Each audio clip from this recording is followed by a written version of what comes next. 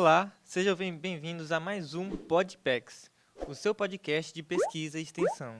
Eu sou Matheus Egevan. Eu sou Camila Bravin e hoje a gente tem a honra de receber com a gente o professor Adriano, que veio ontem nos prestigiar com a palestra da abertura da jornada científica aqui do NTEPAC, a 21ª jornada. Eu queria dizer que é um prazer, professor, o senhor estar aqui com a gente hoje. E eu gostaria que o senhor se apresentasse um pouco para a gente, por Muito favor. bem. Obrigado, Camila. Obrigado, Matheus, pela oportunidade de poder estar conversando, né? Uma oportunidade de poder estar se imortalizando. Por que eu digo isso, né? Quando a gente trabalha com as tecnologias digitais, a gente rompe as barreiras do espaço-tempo, né? Sim. É impossível a gente saber quantas pessoas vão escutar isso, né? Quantas pessoas o que a gente vai falar aqui vai impactar. E esse mundo precisa de tanto de soluções e pessoas querendo mudar, que se a gente conseguir ajudar uma pessoa a ser mais efetiva na transformação do mundo, a gente já ganhou É um grande esse passo. tempo, né? Acho que a coisa mais importante, Camila, que eu tenho para dizer sobre a minha pessoa é que eu sou pai da Vitória e do Gregório. A Vitória tem 11, o Gregório tem 6. E tudo que eu faço do ponto de vista profissional, acadêmico, né, é no sentido de tornar o mundo melhor para eles, né? Uhum. E a gente só torna o mundo melhor para eles ou para qualquer um a partir das ações, as nossas ações seres humanos, né? E as instituições de ensino, elas têm a responsabilidade de formar pessoas que entendam que o mundo de hoje é muito diferente do mundo de ontem, né? Formar pessoas que entendam que não basta ter diploma. E aí a gente já tem um baita de um gargalo, né? Que poucas pessoas têm diploma. Que para transformar o mundo de hoje a gente precisa de pessoas que sejam boas tecnicamente, mas que também tenham capacidade de se relacionar com o outro, empatia, tenham capacidade principalmente de resolver problemas complexos para deixar o mundo no mínimo melhor do que a gente encontrou, né? Porque igual a gente não está conseguindo, né? A gente como humanidade a gente está conseguindo deixar o mundo em diferentes momentos e espaços, aspectos, pior do que a gente achou, né? Isso não pode, a gente tem que dar um basta nisso. Falei um pouco sobre isso na palestra, né? Então, é isso que eu sou. A questão acadêmica é tudo consequência, né? Eu sou pai de 2 crianças e quero fazer a minha parte, no sentido de ajudar esse mundo a ser melhor do que ele é. Professor, o nosso podcast, como eu já apresentei, é um podcast de pesquisa e extensão. Mas eu quero meio que dar uma fugidinha um pouco. Atualmente, o senhor trabalha como secretário de Educação, Isso. certo? Queria entender também, agora voltando para o assunto, o senhor, secretário de Educação, vai do nível fundamental até o nível médio lá? Lá no Rio Grande do Sul, os municípios eles ficam com a educação infantil até o 9º ano. Aham, E o Estado, ensino fundamental e ensino médio. ensino médio. Entretanto, tem um movimento no Rio Grande do Sul do Estado começar a assumir só o ensino médio e os municípios ficarem com o ensino fundamental. Certo. Professor, agora uma pergunta. Enquanto o senhor, enquanto secretário de Educação, o que o senhor acha que está faltando, ou o que você acha que tem que acontecer para a gente ter um movimento maior de pesquisa nas escolas? Que assim, atualmente a gente vê muita pesquisa, algumas pesquisas no Brasil, mas a maioria delas são movimentadas por universidades ou institutos. Não tem essa movimentação tão grande, ao meu modo de ver, em escolas. O que você acha que está faltando? Você acha que a minha visão é errada? O que está acontecendo?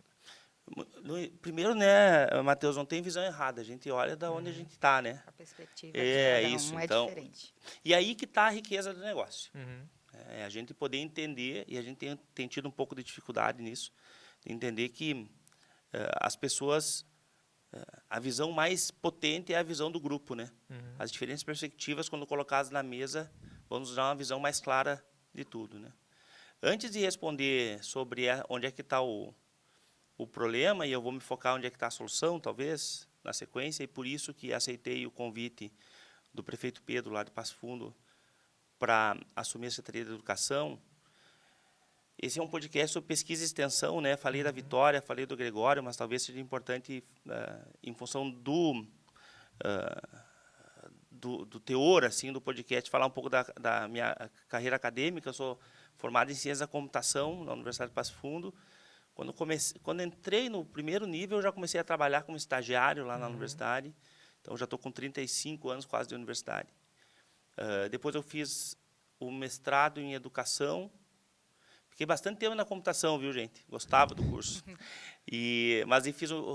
Mas é aquela questão da paixão, né? Bom, até achar onde é que está a minha paixão nessa área, que é informática educativa. Quando encontrei, a coisa engrenou, né? Então, fiz o mestrado em Educação. Foi a primeira pesquisa usando a questão da internet.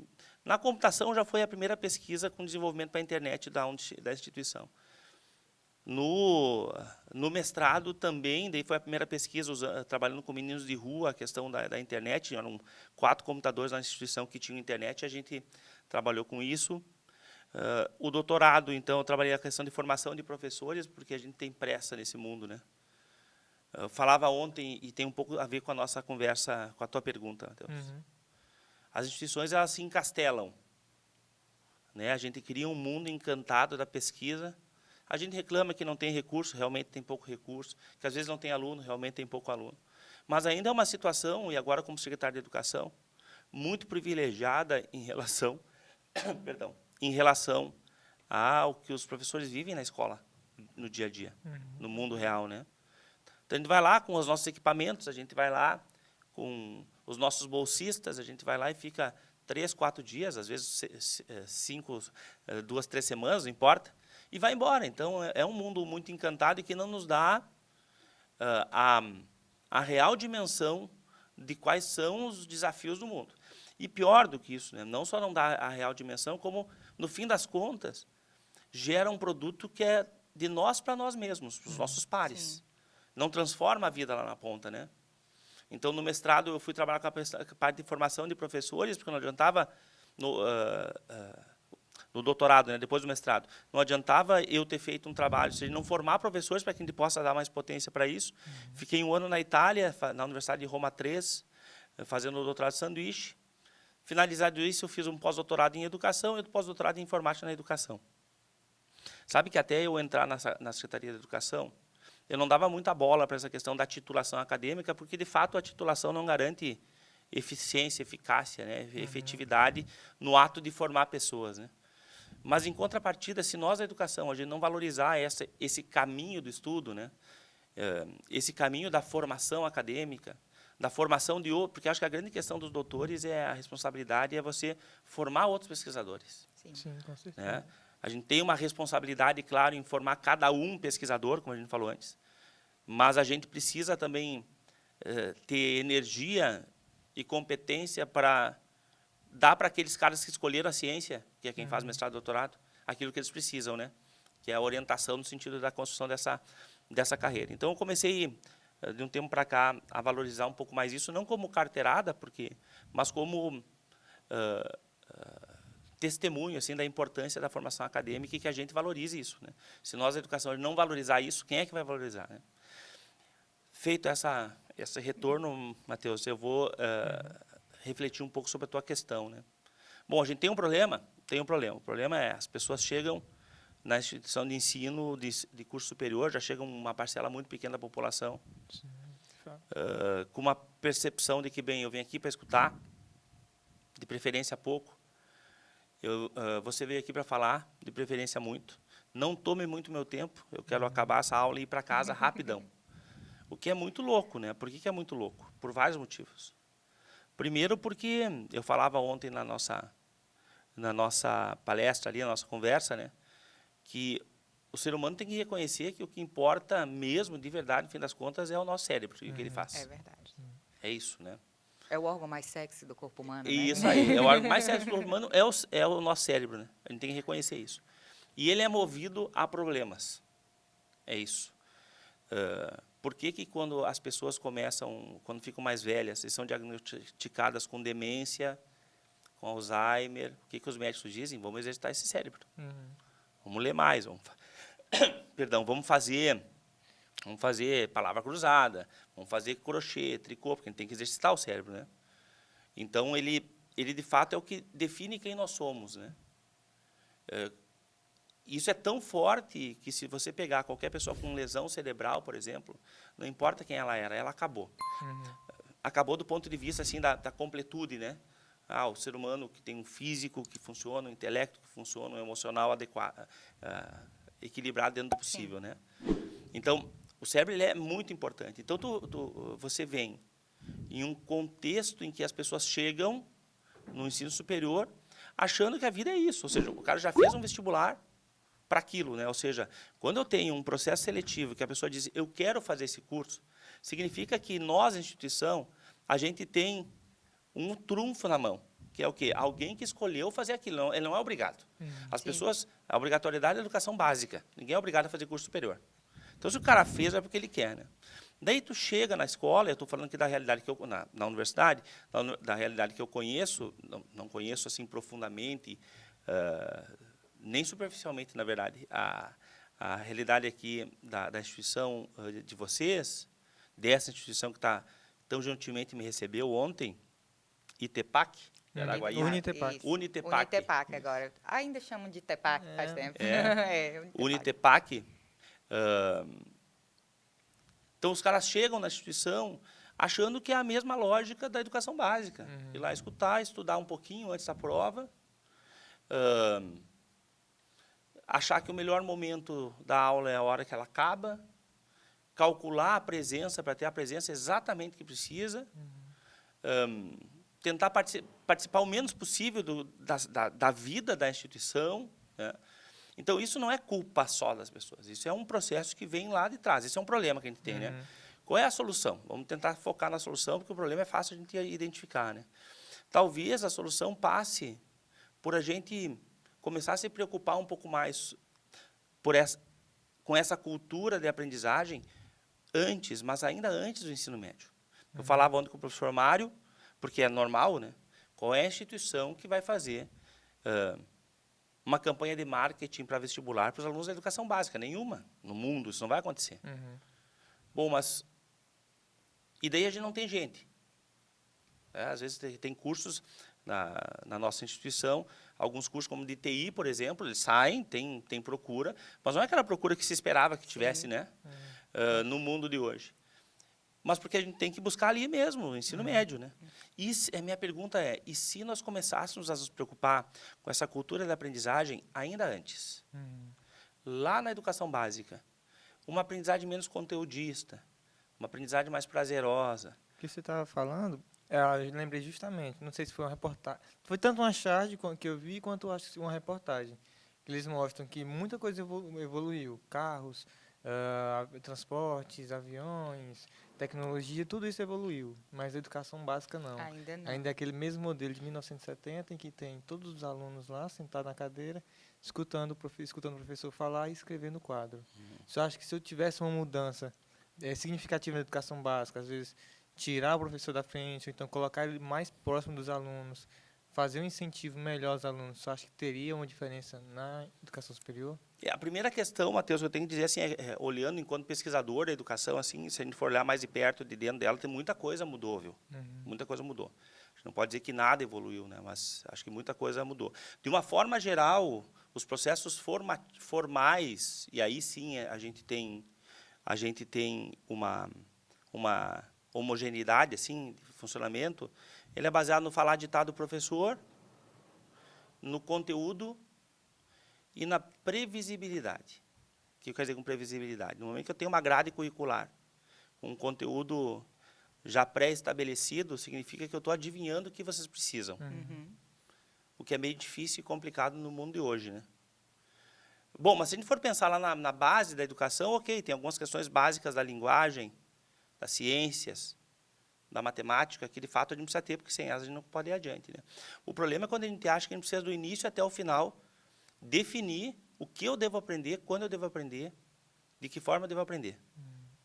Num mundo em que, quando você faz o recorte para a engenharia, por exemplo, tu é da engenharia, né? Isso.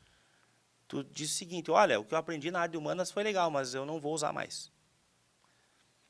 É complexo você fazer diferente, tá? Na verdade, nem é assim que acaba funcionando atualmente, né? A gente, por mais que seja da engenharia, que é algo foco de mais exatas, mas ainda assim a gente acaba vendo que A parte de humanas ainda está diretamente ligada. Não, ali. não, mas eu digo assim, ok, eu quero dizer o seguinte, que se tu olhasse para trás e tu pudesse prever que você, como é na Alemanha, por exemplo, Uhum.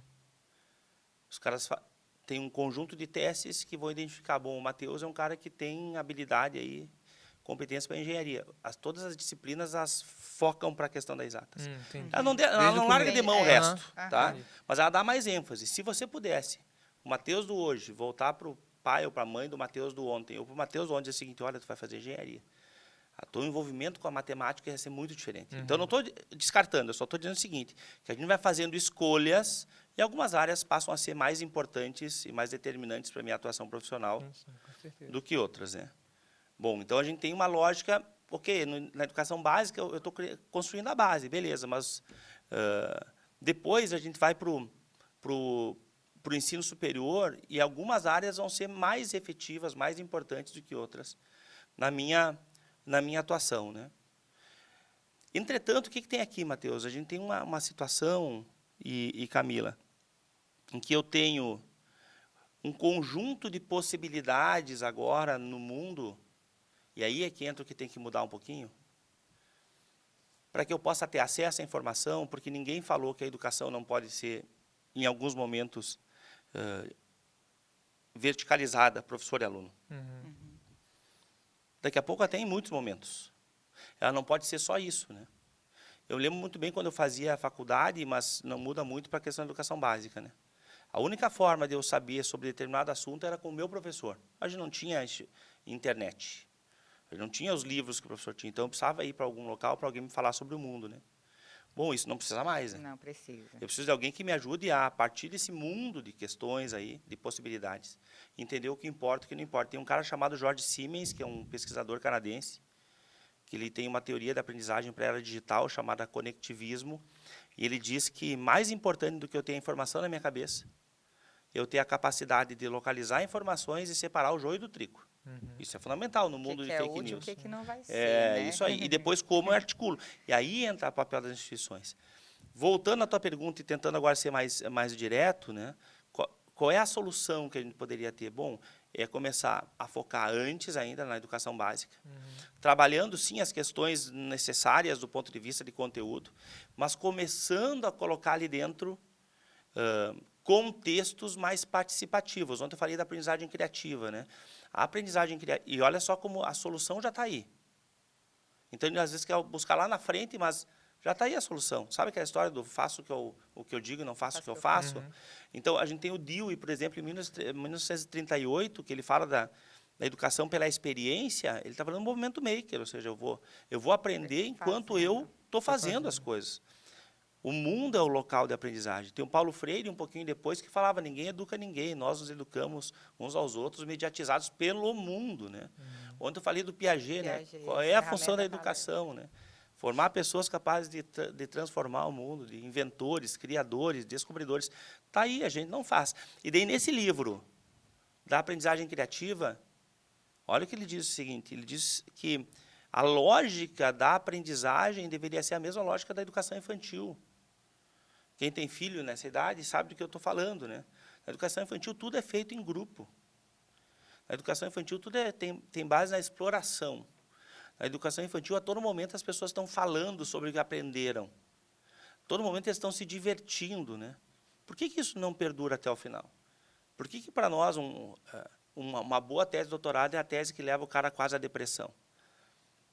Então, acho que se perde alguma coisa aí, dentro do processo de escolarização, talvez porque a gente não queira entender que a gente pode dar uma debreada, quem tem carro ainda mecânico, né? Que a gente pode dar uma respirada, que não precisa manter a mesma pegada que a gente tinha até um tempo atrás, porque agora a gente tem outras possibilidades, né? Então, a solução já está aí. Basta a gente pensar institucionalmente e não só extra-institucionalmente. Acho que tem uma outra questão da resposta que eu queria te dar aqui para vocês. A gente não vai resolver essa parada sozinho. Nós, educação. Nem escola de educação básica e nem ensino superior. Não tem como. Os desafios são grandes demais. Não cabe em 4 anos que você ainda divide com as 40 horas de trabalho dos alunos, né? Então, a gente tem que entender que nós precisamos, enquanto sociedade, dar conta dessa demanda. Cada um, obviamente, com a sua responsabilidade, mas com papéis diferentes e de corresponsabilidade. Universidades, poder público, iniciativa privada e sociedade civil organizada, que tem a ver com a ideia de cidade educadora, que a gente pode falar em algum momento. É muito difícil juntar esse grupo, né? Não é tão fácil como juntar as crianças no jardim da infância. Eu estava pensando aqui, enquanto o senhor falava, o senhor deu a palestra ontem sobre inovação tecnológica, né, e o boom que se deu, e quanto está crescendo exponencialmente a tecnologia, como os avanços vêm acontecendo hoje no mundo, desde que se descobriu a roda, o fogo. Você imagina só, uma criança, quando ela nasce zerado o HD, né? Em 5 anos, até o final da primeira infância, ela já aprendeu a andar, a falar, às vezes até a mentir já. Então, se em 5 anos a criança que veio com o HD zerado, ela conseguiu absorver e aprender isso tudo, por que os adultos não conseguem fazer da mesma maneira? Ontem o senhor falou que algumas da defasagem de alguns aprendizados de algum curso, e eu fiquei muito curiosa, porque na tabelinha que o senhor colocou lá, falava assim que em 45 anos o que você aprendeu sobre medicina já não vai ser mais utilizado, já vai estar metade, já vai estar defasado. Da economia, com 9 anos, e da psicologia, com 7 anos. Por que há essa discrepância entre as áreas de aprendizado? Porque uma área busca mais conhecimento que a outra, ou o fato da psicologia ouvir mais as pessoas muda isso? Porque de 45 anos para 7 a diferença é grande. Por que o senhor acha que há essa defasagem e por que ela é tão discrepante em algumas áreas? Esse é um livro bem legal. Depois eu posso passar para vocês a referência para colocar lá no podcast, né, nas informações do podcast. E ele fez um estudo em diferentes áreas para identificar quanto tempo, que é o que tu falasse, né, Camila? Quanto tempo demora para que metade do que aquele profissional sabe na área, deixe de valer, né? Ele trouxe essas informações. Bom, para responder a questão da diferença entre medicina e psicologia, por exemplo, que talvez seja a maior diferença que a gente tem aí, eu vou trazer uma informação sobre a questão da inteligência artificial. Tem um estudo que mostra que quanto mais conhecida determinada área, quanto mais eu sei como ela funciona, quanto mais eu explorei e fiz testes, quanto mais informação eu tenho sobre ela, maior a probabilidade dela ter alguma influência da inteligência artificial. O que a gente conhece do corpo humano é infinitamente superior ao que a gente conhece da psicologia humana. Então, esse estudo, acompanhando o que o livro traz, ele mostra que uma das últimas áreas em que a inteligência artificial vai entrar de verdade, vai conseguir entrar e ser efetiva, é a psicologia. Por quê? Porque a gente conhece muito pouco da psique humana. Comparativamente com o que a gente conhece da biologia humana, da fisiologia humana, da mecânica do corpo humano, a gente conhece quase nada, né, do ponto de vista da psicologia. Então, talvez, o livro não fala sobre isso, ele não chega a essa conclusão, estou eu aqui extrapolando, né? Muito provavelmente seja por isso, né, porque a gente conhece pouco da psicologia humana. Então, é difícil a gente poder criar algoritmos que sejam capazes de atuar com, né? E por conhecer pouco, então, a gente tem que explorar muito mais para que a gente possa dizer, opa, aquilo que a gente sabia não vale mais agora, né? Na medicina, o que a gente tem? O corpo humano, tudo bem, ele sofre transformações, é claro que sofre, né? Mas o que muda, basicamente, são as técnicas, os tratamentos, os procedimentos, né? Bom, no momento, eu não sou da medicina, posso estar cometendo um pecado aqui, né? Mas no momento em que eu adoto determinado protocolo, eu só vou largar aquele protocolo no momento em que ele se mostrar ineficiente, né? E algum outro me der um resultado melhor no tratamento, na recuperação, na efetividade do que aquele lá. Então, quando isso acontece, aquele outro deixa de valer, né? Então, por que a tendência é diminuir isso, né? Esse tempo? Porque agora, no momento, e por isso que a gente não deve subestimar a internet. E nem ver ela como uma inimiga, né? É mais ou menos a mesma lógica lá da guerra contra os robôs. A gente vai perder se tiver uma guerra contra os robôs. Né? Então, assim, a internet, a gente vai perder enquanto profissionais se a gente achar que a internet é uma inimiga nossa. Ontem eu falava sobre aquela pesquisa que mostra que 80% da informação do mundo está na internet. Está numa revista chamada Science, que só está na internet. Então, você negar a internet está dizendo o seguinte, olha, você que está lá em Araguaína, que não tem a melhor biblioteca do mundo, ou você que está lá em Passo Fundo, que não tem a melhor biblioteca do mundo, você tem que se contentar com a biblioteca que você tem. Mas a Science está na internet. Não, na internet não vale. Mas é a Science? Não, está na internet, não vale. A gente tem que abrir um pouco a cabeça da gente. Né? Tem um site que eu gosto muito, que é o Khan Academy. E a frase anterior dele, a frase assim de abertura do site, eu achava muito legal, que ele dizia o seguinte, você só precisa saber uma coisa. Você pode saber qualquer coisa. Cara, isso aí é democratizante. Qualquer pessoa no mundo pode saber qualquer coisa, é verdade? É verdade. Óbvio, não estou dizendo que a escola não é importante, não estou dizendo isso. Eu só estou dizendo que se abrem oportunidades potentes e a gente precisa entender que elas podem ser determinantes para o meu desenvolvimento. Então, essa questão do quanto... do quanto as coisas se aceleram com a internet e por isso que tem esse tempo de defasagem cada vez menor, precisa ser reconhecida. Para a internet, eu pesquiso, faço uma pesquisa e vejo que chocolate faz mal. É uma pesquisa adequada, dentro do que eu fiz, com o tempo que eu fiz, as pessoas que eu acompanhei, beleza. Tu faz do outro lado do mundo, para a internet. A pesquisa com alguma outra variável diz, olha, mas tem esse elemento que é diferente. Elas podem até... a tua pesquisa vai refutar a minha, tá certo? No mundo pré-internet, a parte do mundo que me conhece vai acreditar numa coisa e na tua, outra.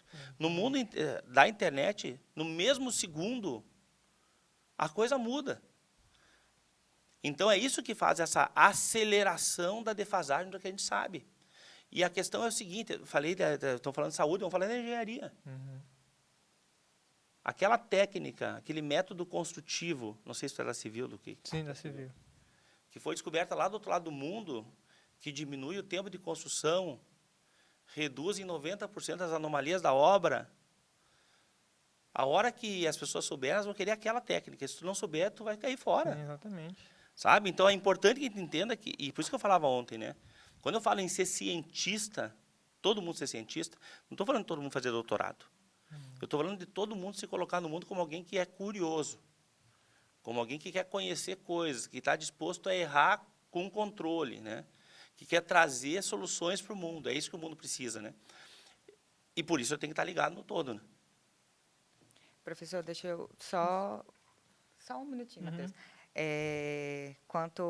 Outra coisa que o senhor falou da pesquisa ontem na palestra. Não adianta você querer florear a sua pesquisa, não adianta você pesquisar uma coisa que você acha que é bonita, acha que as pessoas vão ler. O importante do pesquisador é ele olhar o meio em que ele vive e ver o que ele pode transformar ali. Isso eu peguei para mim da palestra que o senhor fez ontem. E eu gostaria que o senhor falasse um pouquinho sobre isso, sobre as transformações que você pode fazer onde você está, de onde você está. Onde você está e de onde você está. Muito bem. Essa é uma percepção bem pessoal, né, Camila? Não estou dizendo que a pesquisa teórica e que pense questões que são mais de base, não de aplicação prática, não tem importância, claro que tem. Eu, particularmente, como pesquisador, acho que os problemas são tantos. As pessoas sofrem tanto. Precisam tanto de soluções que quem tem a capacidade de criar soluções, questão pessoal, tá? Minha, não tem o direito de não fazê-lo. Acho que essa é uma questão importante, assim. A gente precisa fazer isso, né? A gente já está numa situação privilegiada, né, de poder fazer isso, né? Então, se eu tenho essa possibilidade, eu tenho responsabilidade por fazer isso acontecer, transformar a vida das pessoas, né? Ou pelo menos buscar isso. É que nem o Pink e o cérebro lá, né? O que a gente vai fazer hoje? A gente vai tentar fazer o que a gente faz sempre. Vamos Tentar dominar o mundo. dominar o mundo, é isso aí. A gente pode não conseguir, né? Mas não pode não tentar fazer isso, né? É um egoísmo muito grande a gente querer engrossar o nosso látice. Eu sei que isso é uma culpa só nossa. Se tu quer continuar sendo professor de programa de pós-graduação, se quer continuar tendo dinheiro de fomento, né? Tu tem que publicar, beleza. Mas ele criou um ciclo em que eu escrevo para os meus. Não muda o mundo real. Justo. A gente faz um processo de autovalorização assim, acadêmico, que, no fim das contas, não fazem diferença no mundo das pessoas, né? E a gente não pode fazer isso em hipótese nenhuma. Essa é a minha percepção, né? Por isso que da importância da gente poder se abrir um pouco mais, tanto nós quanto os demais, tanto nós quanto as instituições, para os problemas do mundo. Lembra que eu falei do Dewey, né? Bom, é lá no mundo que estão os problemas. As grandes universidades do mundo, o que elas fazem? Elas diminuem a carga horária de sala de aula e aumentam a carga horária de pesquisa. Tem uma outra questão que eu acho que, no fim das contas, é um freio das instituições de ensino, que é o tripé acadêmico. Ensino, pesquisa e extensão. Não tem como fazer tudo junto? Olha, vou te ser bem sincero, Camila, aí, nunca fui gestor de instituição de ensino superior, né? Mas a extensão, ela é absolutamente potente. Porque ela se dá no mundo, senão na extensão. Com problemas do mundo, para resolver problemas do mundo, levar soluções para lá. Qual é a função da pesquisa? Exatamente essa, criar soluções, não é? Articulando aquilo que eu criei com aquilo que eu construo teoricamente na sala de aula, né? Então, se a gente parasse um pouquinho com o tripé universitário, né? E a gente talvez trocasse pela ideia de inovação. As instituições têm que ser inovadoras, né? Ou seja, antecipam soluções, criam coisas, formam pessoas com a ideia de empreender. Não empreender com o viés mercadológico da administração, empreender com o viés de criar soluções, né? De poder construir coisas. Nós teríamos talvez uma facilidade muito maior para a gente entender que uma instituição de ensino poderia transformar a vida de uma cidade. Não porque dá emprego para metade da cidade, ou para muita gente. Não porque ela traz para a cidade desenvolvimento, mas porque ela cria soluções reais para a cidade. A gente coloca na instituição de ensino, olha só a loucura da coisa. Vamos voltar lá para a questão do cérebro, né? O cérebro que é a parte mais sexy do corpo humano. A gente coloca 30 cérebros numa sala de aula e a gente não tira nada de lá, pessoal. Não tem sentido isso. Se a gente pensar numa instituição inteira, à noite, aqui, quantos vão ter? 2.000, 3.000 alunos, 1.000 e poucos alunos? Bem para mais. E o que a gente tira daqui? E eu estou fazendo uma pergunta aqui para a Unitepac, que eu podia fazer para qualquer instituição de ensino superior do mundo. Então, quer dizer, a gente está colocando aqueles elementos mais poderosos de transformação do mundo, que são os seres humanos, né, os cérebros dos seres humanos, e a gente não consegue articulá-los e nem articular outros agentes, essa é uma questão importante também, que tem a ver com a cidade educadora, para que essas pessoas criem soluções. No momento em que eu crio soluções, aquelas soluções transformam a vida das pessoas, aquela minha vivência que possibilitou a construção da solução, que é a minha estada na instituição, muda de figura. Eu quero estar lá.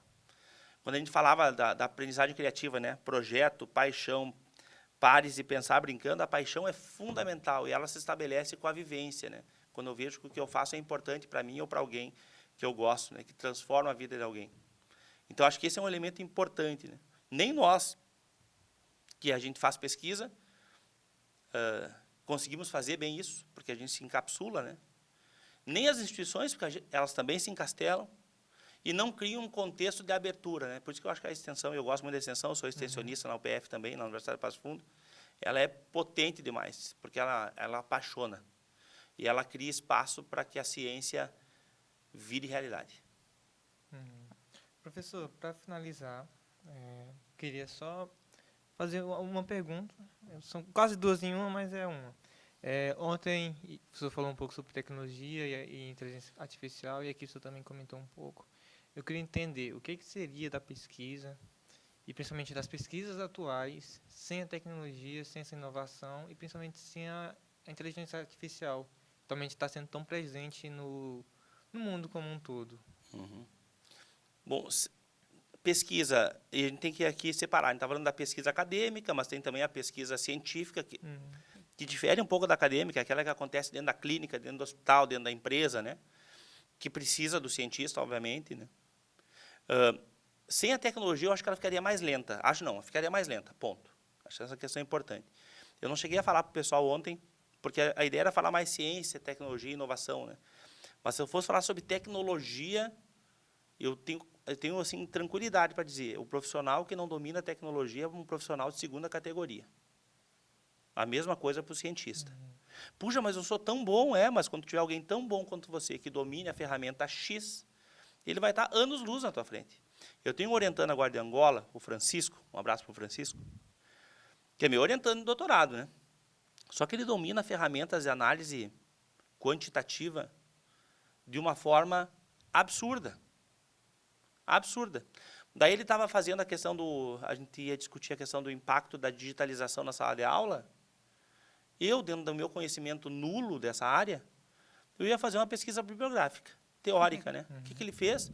Ele acessou todos os dados da OCDE, pegou todas as informações sobre a questão da digitalização em sala de aula na pandemia e fez um panorama mundial do impacto da tecnologia, da digitalização em sala de aula. Muito mais potente do que eu poderia fazer em 15 vidas. Ou seja, quem domina a tecnologia tem poder sobre os outros. Tem, isso quem diz o Milton Santos, né? Mas tem a ver com o que eu falei. É um profissional, tende a ser um profissional de segunda categoria. Se eu me colocar numa situação de competição, assim, com o Francisco, eu sou um profissional de segunda categoria perto dele, porque eu não tenho essa capacidade. Posso aprender? Posso, claro. Mas eu tenho que dominar essas ferramentas para poder fazer essa análise, né? Então, acho que isso é uma questão... Tem ferramentas, por exemplo, falando de tecnologia, tá? Que tu bota uma base de dados enorme lá e ela te traz hipóteses a partir da análise que ela faz dos dados, qual o texto que mais apareceu, qual é a palavra que se relaciona mais frequentemente com aquilo. É louco esse negócio. Então, a primeira questão é essa, trazer a tecnologia para dentro da ciência, para dentro da tua formação, ela vai, no mínimo, te colocar em uma vantagem muito grande em relação aos outros profissionais. Eu não gosto, quando a gente fala em ciência, eu não gosto de falar em colocar em vantagem, né? Porque a ciência não é uma competição. Eu tenho que trabalhar na ciência sempre na lógica da cooperação, né? Da colaboração, do continuar de onde o outro terminou, né? De seguir as trilhas que o outro deixou para mim. Então, eu posso ser muito mais efetivo na construção de soluções. Quanto à inteligência artificial, eu quero trazer exatamente aquilo que a gente falou ontem sobre a questão da exponencialidade, ou seja, por enquanto, o mundo acadêmico, de uma forma geral, e a vida das pessoas é impactada pela inteligência artificial em coisas mais simples, né? Quando eu vou fazer uma busca de alguma coisa, quando tem uma sugestão de alguma coisa para mim, quando eu estou interagindo com alguma empresa, beleza, muito bem. Só que no mundo da saúde, por exemplo, da ciência, a gente tem o IBM Watson, que é um computador de computação cognitiva da IBM, que ele já fez mais de 3 milhões de... não, isso foi mais 3 milhões foi de cirurgias que o Da Vinci já fez, que é um robô cirurgião, né? Mas o Watson ele ajuda no diagnóstico de câncer, por exemplo. Com um nível de assertividade incrível, assim, inacreditável, né? Então, quando a gente pensa em inteligência artificial em função do valor que isso tem ainda, assim, do ponto de vista de investimento necessário para desenvolvimento, ele está ainda muito restrito ao mundo real, né? E olha só que loucura, né? Que pena que a gente tem que falar, quando a gente fala da instituições de ensino, a gente não consegue falar de mundo real porque a gente cria recortes do mundo real para agir, né? A gente às vezes nem consegue agir no mundo real mesmo, né? E por isso que eu falava da questão da importância de que a gente se abra para a iniciativa privada, né? Harvard, MIT e outras instituições no mundo, a grande parte do dinheiro que entra é da iniciativa privada. E entra dinheiro enorme. Claro, Daí eu penso, aí que tá, a gente tem que pensar, poxa, a gente quer fazer o bem, ótimo, a gente quer fazer o bem. Nós, como pesquisador, a gente tem que publicar. Só que a gente está num momento em que a gente tem que aceitar fazer a tua pesquisa, deixar a empresa aproveitar os resultados por 1 ano, 2, e depois você publicar, paciência. É isso é assim que funciona, né? Então, a inteligência artificial está muito ainda forte, presente nas questões mais ligadas ao mundo real mesmo, e aos poucos ela vai impactando a nossa própria vida, né? Quem usa o Waze está trabalhando com a inteligência artificial que está ali por trás, né? Quem usa a Amazon, quem usa Netflix, tudo isso aí tem um nível de inteligência artificial. Mas ela vai, sem dúvida alguma, no curto espaço de tempo, impactar. Olha o que aconteceu, Matheus, eu já vou parar de falar. 15 de outubro de 2018, no MIT, baixou lá uma ordem de serviço que ninguém mais se forma naquela instituição, que é a melhor instituição na área de engenharias do mundo, né? Sem saber programar computadores ou operar software de inteligência artificial. Hashtag fica a dica. Ou a gente entende que isso é importante, e aí que tá, quer ver, Camila, que eu fico bem louco com isso. Durante a pandemia, em que a gente entendeu, pelo menos na educação, que quem sofreu menos foi quem dominava a tecnologia. Não importa o quão competente eu seja como professor, quem não dominou a tecnologia sofreu demais, né? Daí tu tem instituições que fizeram reestruturações curriculares durante a pandemia e nos cursos de licenciatura sacaram fora disciplinas de tecnologia. Sacaram fora disciplinas que pudessem trabalhar sobre metodologias ativas. Então, acho que é um bom exemplo para dizer assim, como a gente parece um avestruz, é isso, na educação. Sabe? A gente bota a cabeça no buraco, acha que ali está tudo certo e que o mundo em volta não vai afetar todo o corpo que está para fora, né? Então, a gente precisa se abrir mais para que a gente possa ser mais efetivo no nosso papel de ser vetor de transformação social, não mais sozinhos, com a indústria, com o comércio, com a iniciativa privada e com os governos. Professor, eu queria agradecer muito a sua participação, principalmente também a sua palestra de ontem. Acredito que eu, a Camila, todos nós aprendemos muito, tanto ontem quanto hoje. Agradecer a sua presença aqui. É a primeira vez que o senhor vem em Araguaína? De corpo e alma, sim. O senhor tem gostado da cidade? Foi algo produtivo? Não consegui passear, eu cheguei tarde, viajei na madrugada, cheguei de manhã, dormi de manhã, trabalhei de tarde, fiz a palestra e hoje estou indo embora. Mas já provou o melhor bolo de milho que o senhor já comeu. O melhor bolo de milho que eu já comi na minha vida. É isso, professor. Um pouquinho do que a Araguaína pode te proporcionar. Espero que o senhor tenha a oportunidade de vir outras vezes, quem sabe dar uma palestra ou vir aqui no nosso podcast. Nós estamos sempre abertos para lhe receber. É um prazer muito grande tê-lo aqui conosco. Muito obrigado mesmo. Eu agradeço a oportunidade. O povo, vocês são muito agradáveis, receptivos. A instituição é linda. A oportunidade de falar sobre a formação do profissional enquanto cientista, ela é muito cara para mim, assim, é muito importante, né? A gente precisa falar muito sobre isso, porque a gente precisa falar sobre isso como se a nossa vida dependesse disso, porque de fato ela depende. Muito obrigado. Estou sempre à disposição. Obrigada. É isso aí, professor. Muito obrigado. Até mais. Obrigado, pessoal, que nos assiste. Não percam esse episódio, também não deixem de assistir os próximos e os que se passaram se você não assistiu.